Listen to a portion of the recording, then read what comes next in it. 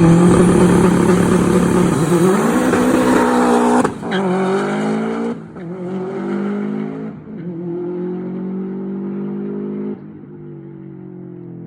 day again, YouTube. Welcome to another episode. So, in today's episode, I'm going to go over a couple of bits that we've done on the laptop in regards to the calibration. And we're going mapping tomorrow. We've got the airfield booked. We were going to do it on the Saturday, but we can only get the airfield on weekdays. So it's Monday tomorrow. We're on Sunday again now.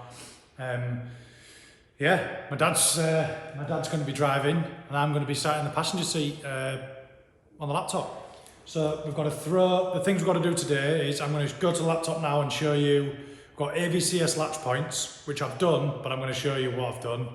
Launch control switched off. I'll show you that. So it's easy. Just we don't need it at the minute, and we need it for 10 of the best later in the year, but not at the minute.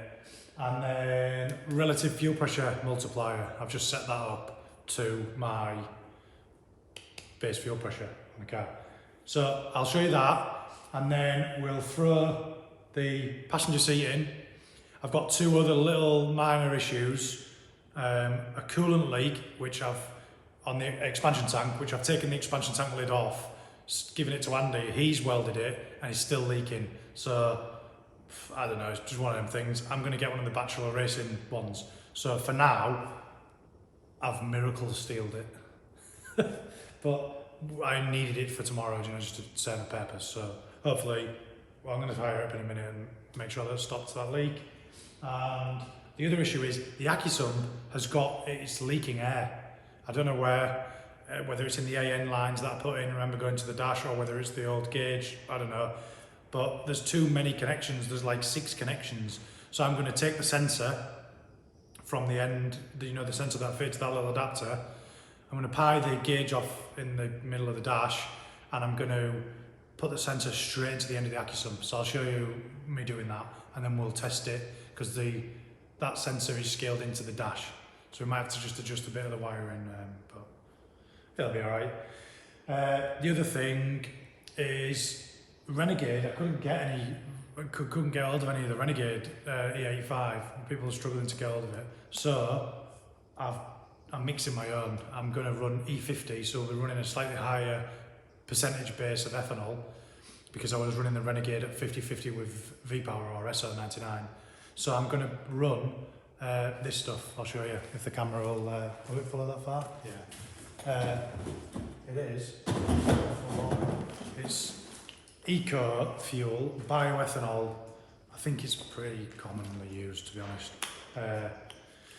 But yeah, I've just bought 4 boxes of that, 48 litres I think, which will do me for now, for this mapping side of things. But I'm mixing that 50-50 with the SO99, the just normal petrol, premium petrol, whatever.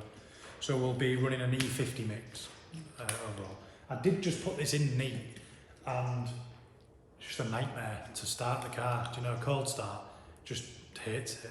So we'll run it 50-50 with the petrol. If I'm needing to extract every last little ounce of power, or have the cooling benefits of running this E100, might move to it at a later date, but at the minute we're just going to stick with E50. So I'll show you now on the laptop what we want. Those few bits that I've just gone over anyway. So this is the calibration that's on the car. Let me pull that down a bit so you can see. Right, so it would be better if I just screen grab the full screen, but oh well. It'll do the same job. So the things we've changed is we've gone down to launch control. I'm missing something here. There we go. Launch control. We've just overall enabled, disabled. We had it on the launch control switch. Anyway, we don't need to go into that, but it's disabled. So we've got that off. Just so it's not interfering with anything when I'm trying to set the fuel tables up, because it's all new to me. So I don't it was getting to 5,000 RPM when it was stood still, stationary, and then it was hitting the launch control strategy was enabling, and then knock control was disabling, and yeah, I just sort of switched it off because I don't need it. So it was just annoying me. So the other thing we've done, and everyone should do this every time they do a cam belt. I was thinking about this the other day. Variable valve timing, yeah. Cam angle measurement, sorry. So this is the latch points that you're telling the ECU where to latch onto, so you can determine the position of the camshaft to the crankshaft. So the ECU knows the position of the camshaft. So the offsets I've adjusted here because I'll show you how I did that. It's probably better to show me with it connected to the car. It is anyway. Let me just show you the last thing that I've done while we're not connected to the car, and then I'll come back to this connected to the car. Sorry, there's a long way around doing that, isn't it? I've set up the knock control strategy. We'll go into that tomorrow when I'm live tuning it.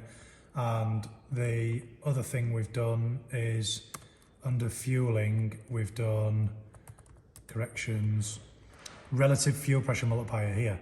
So all I've done is I've measured the base pressure on the car with the engine off, so pumps running, engine off, and it was 3,552, I think like that, something like that, millibar, so 3.5 bar, just a little over. So we've gone into here, we've gone maths, edit expression, I've got it in there, he saved it. So I've put square root, and then in brackets, 550 millibar divided by relative fuel pressure breakpoints. If you can see that, you can see that, can't you? There we go, it's a bit clearer. But all that's done is it's took my base fuel pressure, so it's times the square root of the base pressure divided by the breakpoints, do you know, that are set there, which has then given me a multiplier. So to explain this, we don't need to use that because it's already set. Then all you do then is you'd highlight all of these across like that and then apply a maths expression. So that expression there, what I just had, is set to F10 now, so I just press F10. And then we apply that maths expression to all of those in that table there.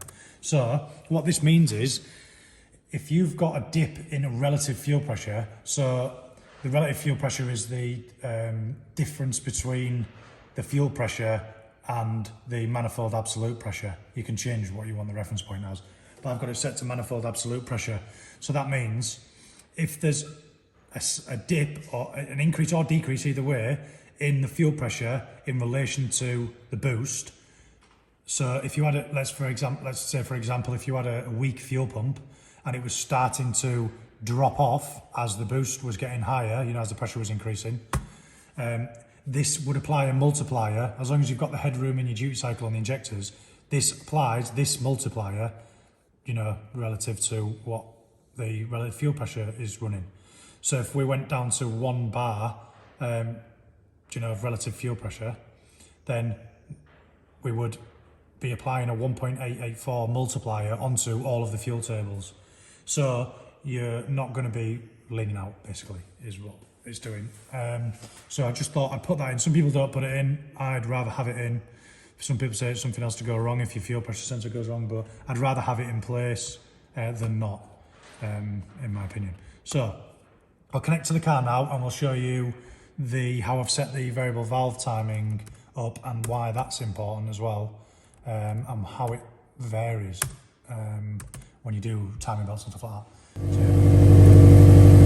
Sorry, you might find it a bit difficult to hear me with the car running, but just connected to the ECU here. We're still in limp mode, you know, engine oil temperature cold. I'll just clear that.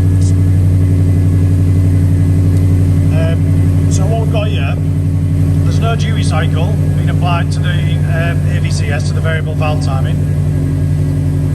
I've slowed the refresh rate right down on the VVT in raw, so I've put it down to 2 Hertz so that I can read where, you know, the latch points are. And then if you look at VVT in 1 and VVT in 2, we're looking to get them to 0. So if you remember me saying on the variable valve timing. Go to the variable valve timing, cam angle measurement, latch offsets. So VVT1, we've got all these, the latch points are at 20, so 20 degrees. 199.50, 379 and 559. So this is the data that you input into these latch points. You might be thinking, why is he not putting 20 in there? As soon as I put 20 in there, look. Sorry, not 30, 20. As soon as I put 20 in there, that changes 9.75. So it varies up and down a little bit. So I'll just press undo and go back. But you're trying to get these to 0 the best you can. Let me just turn the car off and then you'll be able to hear me a bit better. Sorry, you can hear me a little bit better now, but I don't know if you'll be able to hear me at all, but soon find out when I edit it. So yeah, as I was saying, you're trying to get your VVT in 1 and VVT in 2 to be as close to 0 as you can. And the reason for the variations is when you do head gaskets, cam belts, change your timing belt, you might have had a bit of stretch on your old belt. The positioning of your cams might vary very, very slightly. So it's always best to reset these, when you, whenever you do, tune in a fresh engine or whatever. But yeah, everything else looks okay. I've not got fuel final on here, I don't think. The lambda is meeting the close up target when it's up to temperature, obviously. It's got can't think of the word, like pre-injection, what's it called? We'll go back and I'll tell you when it's not transient fueling, it's the other one. It's like a starting map mode for a certain period of time. Preliminary fueling, when the coolant temperature's down, it adds a certain amount of preliminary fuel injection, dependent on the temperature. That's just how I say it. But yeah, the Lambda one is matching the closed loop target, and I've also, the other thing I wanted to show you was on the ignition timing. I've got, I think, relatively, I've increased the brake points. This is since I've last shown you this sort of table. I've increased the amount of brake points, so we've got more resolution in the tables, and I've increased the brake points on the manifold absolute pressure as well. So this table is manifold absolute pressure versus RPM, and then this is ignition timing, so ignition advance. So how far it's firing before top dead center in degrees. So I think it's relatively, what's the word? I'm not nowhere near MBT. Well, there isn't such an MBT on ethanol, but it's conservative. That's the word I'm looking for. But just to be safe, I've also gone into corrections, gone global adder, and I've taken, as I said the other day, I've taken 3 degrees out of all ignition tables. I'm only running one ignition table, and it's base tables too, because I'm just running one fuel at the minute. I don't know why I've done it on table 2, but yeah, here's what it is. Fueling obviously is on table 2 as well. You can see up when we're coming on to boost, we're sort of at 18 milliseconds of injector time. Obviously this is what I'm going to have to adjust, on the airstrip to get it right, but it's there or thereabouts, I think. We'll soon find out tomorrow anyway. But yeah, I just wanted to do a little brief update. I think that's everything. The knock control, do I want to go into that? I can show you briefly what I've got that set as. So we'll go sensors, knock, KKK, no, not that KKK, Jesus, knock. So I'll just go through this briefly with you. We've got, I haven't changed this bandpass filter, that's just set to what the sensor is on the car. This is set from Cyvex in the base map. Gain control, I've not changed that either because it seemed to be okay. I've just set it so that when the car was just bimbling along driving, my knock sensors is detecting between 3 and 4%, knock, all equal. So the gain seems to be okay, and it is the opposite to what we had it set by the previous mapping. We didn't have any offsets on per cylinder, so they all are reading the same. The knock sensor is actually located on cylinder 4, so that means cylinders 1 and 3 and 2 are actually noisier than 4, but if that makes sense to you. But anyway, that's the enable speed for knock detection to be enabled. The minimum engine speed, I've put that 0 because we want it to be on all the time. And then we've put knock detection inactive. So when the knock detection goes to inactive, like what I was saying before for launch control or something like that, it resets the retard. So whatever level of ignition retard it was at, this resets it upon when it goes inactive and back active again. I've got that off because I don't want that to do that. This is just breakpoints for the event level detection. So this is the table that I've set up. So this is the base knock levels. So this is just for event detection. So anything, if we were at 5% base, anything above 7.5%, it would class it as an event. So if we were up at, say we were on boost, maybe, I don't know, around here, 25, 30, if it's getting anything above 45% as an event, it would class it as an event. This is a first level detection event. So then it would go through the strategy of what it would do, which I'll show you in a minute, what it would do on that event detection. And then we've got a severe event detection. I need to set this table up. I've not set this table up yet, but this would just be, because that would be anything over 9%. I've got it set to being saturated, the sensor, but this needs setting up to be more like, I don't know, 5 and then say 15. If it was at 25, that'd be like 50. So I'll do that in a minute actually. What else? So now I'll go back into the knock strategy. Knock control up here. We don't need any of these. First event ignition retard step. So this is what I was saying. When it detects that first event, the first thing it's going to do is pull 0.5 degrees timing. I might increase that a little bit because it wants to get hold of, it wants to get hold of the knock.